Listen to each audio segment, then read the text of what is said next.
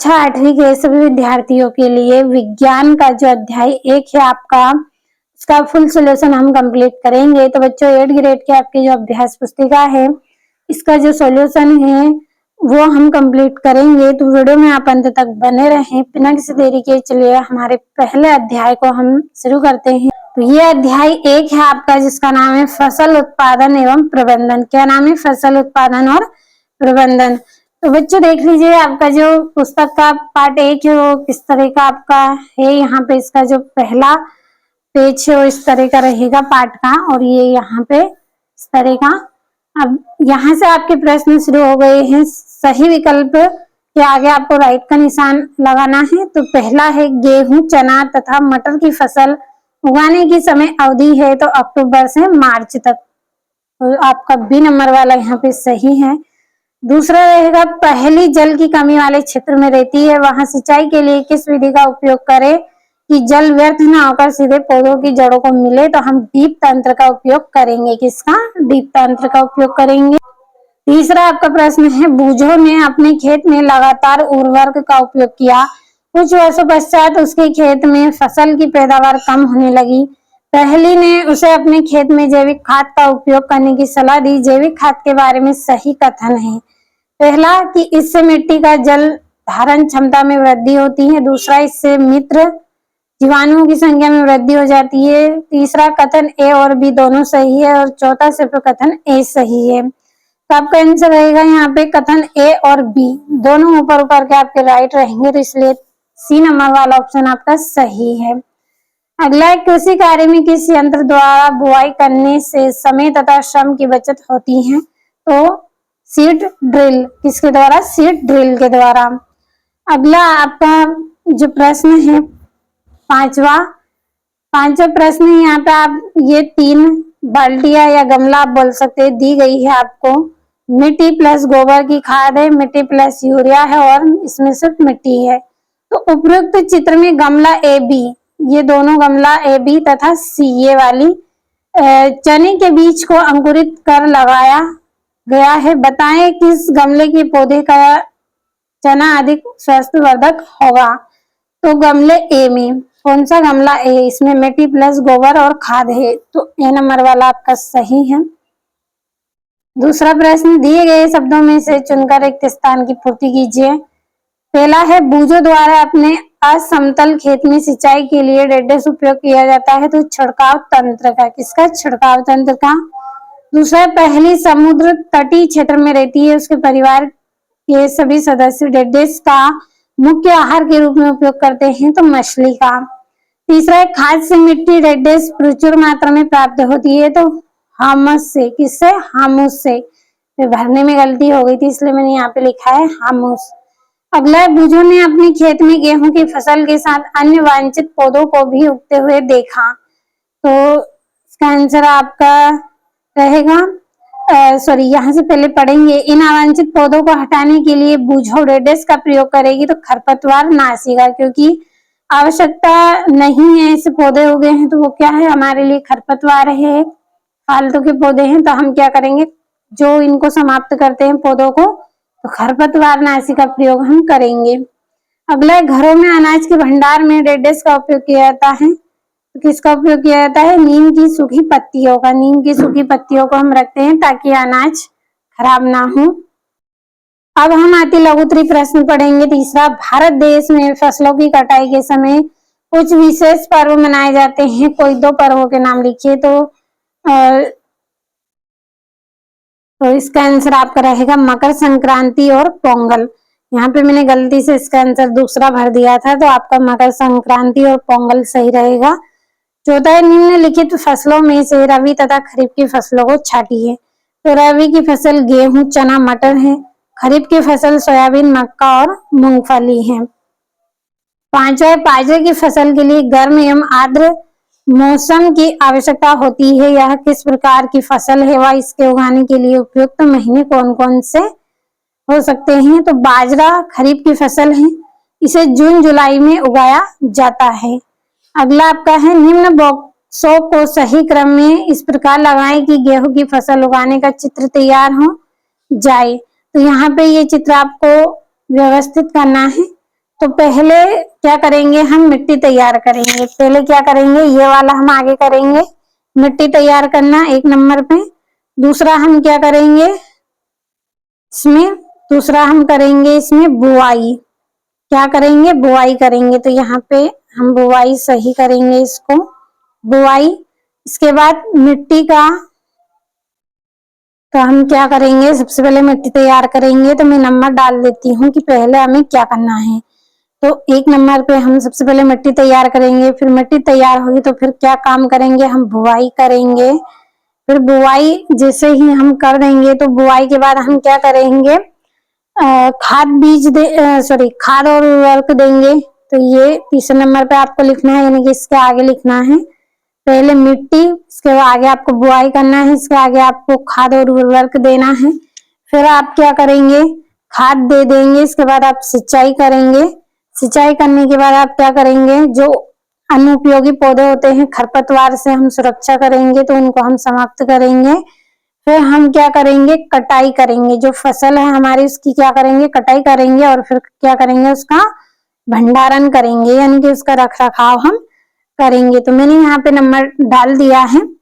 पहले मिट्टी लिखना है आपको, फिर एरो करके बुआई, फिर एरो करके आपको करना है खाद उर्वरक, फिर एरो करके सिंचाई। इसके बाद आपको सुरक्षा करनी है, इसके बाद आपको कटाई करनी है और फिर गेहूं का भंडारण करना है, जो कि मैंने आपको इस तरह यहाँ पे लिख दिया है। तो समझ में अच्छे से आया होगा आपको। सातवां आपका प्रश्न है, एक किसान अपनी भरपूर व अच्छी फसल काटने के बाद उसे भंडारण से पूर्व सुखाना भूल गया, उसे किन समस्याओं का सामना करना पड़ सकता है। तो अनाज में नमी के कारण फफूंद लग सकती है और वह खराब हो जाता है। इस पर क्या हो जाएंगे, फफूंद आ जाएगी, जिससे वह खराब हो जाएगा। आपका लघु उत्तरीय प्रश्न है, बूझो अपने खेत में बुआई के लिए पारंपरिक तरीके का उपयोग करता है। पहले अपने खेत में बुआई के लिए ट्रैक्टर द्वारा संचालित सीड ड्रिल उपयोग करती है। बताइए बुआई के लिए कौन सा तरीका उत्तम है और क्यों। तो ट्रैक्टर द्वारा संचालित सीड ड्रिल उत्तम है, क्योंकि इससे बीज समान दूरी और गहराई पर बोए जाते हैं, यानी कि उसके बीच में दूरी भी एक जैसी रहेगी और गहराई से वे बोए जाएंगे। अगला है, चित्रों को पहचानिए। ये चित्र सिंचाई की किस पद्धति से संबंधित है। चित्रों को नामांकित कीजिए। इनमें से कौन सा चित्र जल की कमी वाले क्षेत्रों के लिए वरदान है, उसकी कार्यविधि भी लिखिए। तो आप यहाँ पे ये चित्र देखिए, कुआं से पानी निकाल कर डाला गया है यहाँ पे बेल के द्वारा। यहाँ पे ये इस तरह से कुआं है, इसमें यहाँ पे जो तकनीक है उसका उपयोग किया गया है। तो हम यहाँ पे लिखेंगे मोटर यानी पुल्ली प्रणाली और ढेकली और चेन पंप और राहत। तो ये इस तरह की यहाँ पे विधि अपनाई गई है। अगला प्रश्न है, कभी कभी खेत में फसल के साथ कुछ अन्य अवांछनीय पौधे भी उग जाते हैं, तो आप इन्हें कैसे हटाएंगे और क्यों हटाएंगे। तो इन्हें खुरपी से उखाड़कर या निराई करके हटाएंगे, क्योंकि ये फसल के पोषक तत्व पानी और स्थान लेते हैं। 11वां है, एक बर्तन में स्वस्थ और कमजोर बीज रखे हैं, हम इनमें से स्वस्थ और कमजोर बीजों को कैसे पृथक करेंगे। पृथक का मतलब है कि अलग कैसे करेंगे। तो बीजों को पानी में डालेंगे, बीजों को क्या करेंगे, पानी में डाल देंगे। जो स्वस्थ बीज है वो नीचे बैठेंगे और कमजोर बीज ऊपर पानी में तैर जाएंगे। अगला है, आपको खेती के लिए एक सूखा भूखंड दिया गया है, बीजों को बोने से पूर्व आप क्या क्या तैयारी करेंगे और क्यों। तो पहले हम जुताई करके मिट्टी को भुरभुरा करेंगे और खाद डालेंगे, ताकि मिट्टी उपजाऊ होकर बीज के अंकुरन के लिए उपयुक्त बने। आपका दीर्घोत्तरीय प्रश्न है 13, बूझो तथा पहली अपने खेत में खड़ी फसलों को देखकर बातचीत कर रहे हैं। बूझो पहली, तुम्हारे खेत में गेहूं की फसल बहुत अच्छी आई है, पौधे बहुत तेजी से वृद्धि कर रहे हैं। पहली, हाँ मैंने फसलों में इस बार उर्वरक अत्यधिक मात्रा में डाला है, तुम बताओ। बूझो मैं अपने खेत में गोबर की खाद तथा वार्मी कंपोस्ट का उपयोग कर रहा हूँ। पहली, उर्वरक में पादप पोषक तत्व जैसे कि नाइट्रोजन, फास्फोरस तथा पोटेशियम प्रचुर मात्रा में पाए जाते हैं, लेकिन उर्वरक से मिट्टी की गठान खराब हो जाती है। पहली, वो जो तुम्हारे द्वारा बनाई गई जैविक खाद से पौधे की वृद्धि धीमी अवश्य होगी, लेकिन तुम्हारे खेत की मिट्टी को हुमस अधिक प्राप्त होगी और तुम्हारी फसल अधिक गुणवत्ता वाली और स्वास्थ्य के लिए लाभकारी होगी। तो उपरोक्त बातचीत के आधार पर आपको प्रश्नों के उत्तर देना है। उर्वरक में कौन सा पादप पोषक तत्व प्रचुर मात्रा में पाया गया है? तो नाइट्रोजन, फास्फोरस तथा पोटेशियम। दूसरा, मिट्टी को ह्यूमस कौन प्रदान करता है? तो जैविक खाद। तीसरा, जैविक खाद से क्या लाभ है? तो मिट्टी में ह्यूमस बढ़ता है और उसकी उर्वरता बढ़ती है। तीसरा, उर्वरक तथा खाद में से फसलों तथा मिट्टी के लिए क्या अच्छा है और क्यों?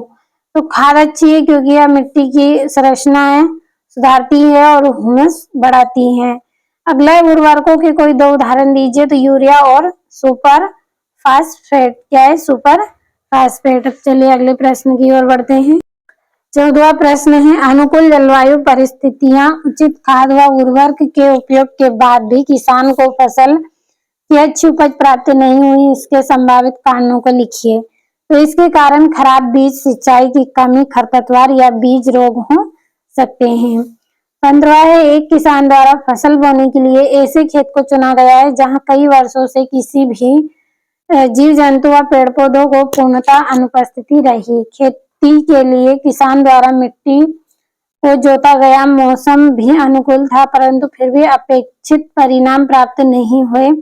तो इसका पहला कारण है, इसके क्या संभावित कारण रहे होंगे? तो मिट्टी में ह्यूमस और आवश्यक पोषक तत्वों की कमी के कारण फसल अच्छी नहीं हुई।